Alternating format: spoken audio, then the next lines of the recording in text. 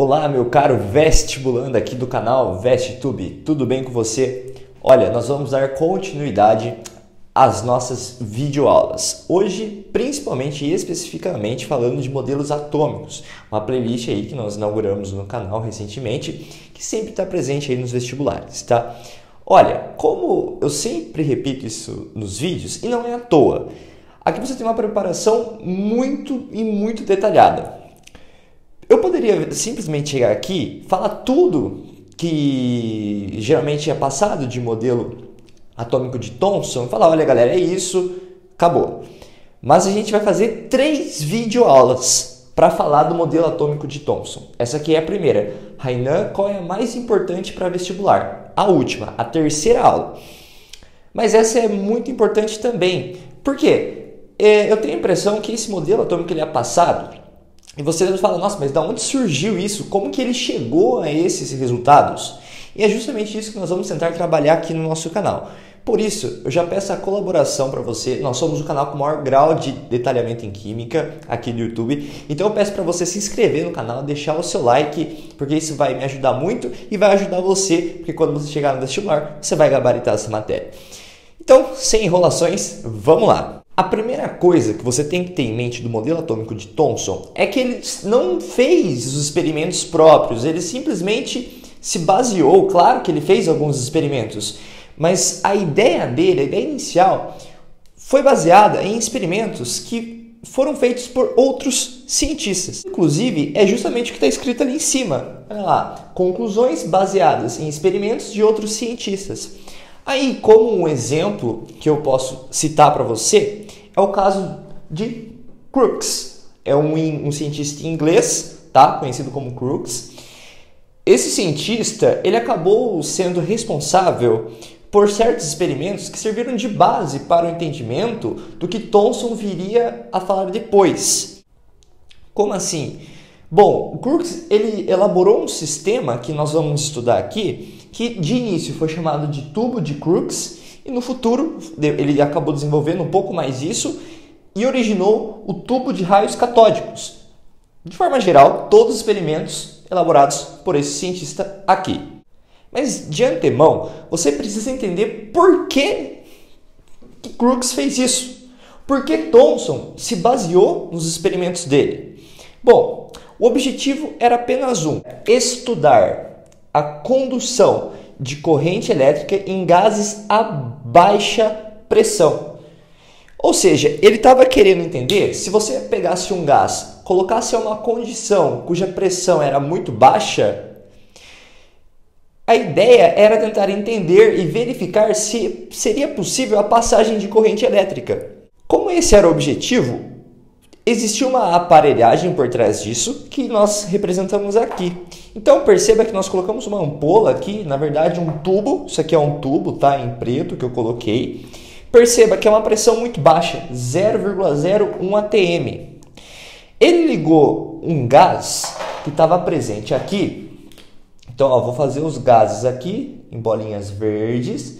Um gás a baixa pressão, tá? Então 0,01 atm. Pegou e colocou 2 eletrodos aqui, ó, um positivo e outro negativo. Quando ele colocou esses 2 eletrodos, para fazer a passagem de corrente, porque você precisa ter uma diferença de potencial. Como assim uma diferença de potencial? Você já deve ter visto na física aquela fórmula U igual a R vezes I. Se você não tem diferença de potencial, você acaba não tendo corrente. Então você precisa de uma diferença de potencial. E ele fez isso ligando esses 2 eletrodos como se fossem, por exemplo, um polo positivo de uma pilha e um outro polo negativo, a uma fonte de alta voltagem, uma fonte de alta tensão. Essa tensão era basicamente ali próxima de 10.000 volts. Muita tensão, tá? Uma voltagem muito alta. Então, era esse o objetivo que Crookes havia estudado. A condução de corrente elétrica em gases a baixa pressão. Então, você liga 2 eletrodos a uma fonte de alta voltagem, você espera que ocorra uma corrente elétrica, que passe aqui. Isso foi uma base para que Thomson desenvolvesse o seu modelo. Então veja que nós temos aqui um resultado do que acabou acontecendo. Quando a DDP era aplicada, o que é a DDP? É essa fonte de alta voltagem aqui, tá? Então, quando a DDP, a tensão era aplicada, observava-se a formação de um feixe luminoso que atravessava o tubo. Como assim? Quando você aplicava a DDP, um feixe luminoso saía do polo negativo e ia para o polo positivo, respectivamente nesse sentido. Mas isso aqui eu representei apenas um feixe, mas são vários e vários raios, que ficaram conhecidos como raios catódicos. Esses raios, então, que saíam do polo negativo, que na química, por incrível que pareça, é o cátodo, não confunda. Ah, cátodo é positivo, cuidado. Aqui, o polo negativo é o cátodo. Saía do cátodo e ia para o ânodo. Sendo assim, você percebe que passou ali alguma coisa. Ah, será que é corrente? Não sabemos, por enquanto. Mas a ideia é o seguinte, ele conseguiu estudar o que ele queria. Quais eram as características desses raios catódicos? Porque ele conseguiu fazer com que isso acontecesse. Bom, primeiro, que ele tem uma natureza retilínea. Como que você prova a natureza retilínea? Você quer ver? Vou provar isso na sua frente. Olha essa régua aqui. Quando ela fica à frente da lousa, você percebe a projeção de uma sombra. Se a luz, se o feixe fizesse curva, não existiria essa sombra, né, galera? Vamos combinar. Então, o raio catódico ou o feixe luminoso possui natureza retilínea. Então, está justamente aqui o experimento. Ele colocou, aqui no caso, o eletrodo em uma posição um pouco mais próxima do centro e ele viu a projeção dessa parte escura aqui, que nós chamamos de sombra, com muita criatividade. Sombra. Então, você já pode dizer que ela tem uma natureza retilínea. Outra característica, ela tem carga negativa. E como que você consegue medir a carga negativa de alguma coisa? Bom, ele colocou ali um campo elétrico uniforme. Vai depender um pouco do seu conhecimento de física, mas eu tentei representar aqui de forma muito simples o que aconteceu. A gente sabe que o feixe luminoso, os raios catódicos, partem do polo negativo e vão para o polo positivo, como eu representei aqui em laranja. As setas estão indicadas com direção e sentido.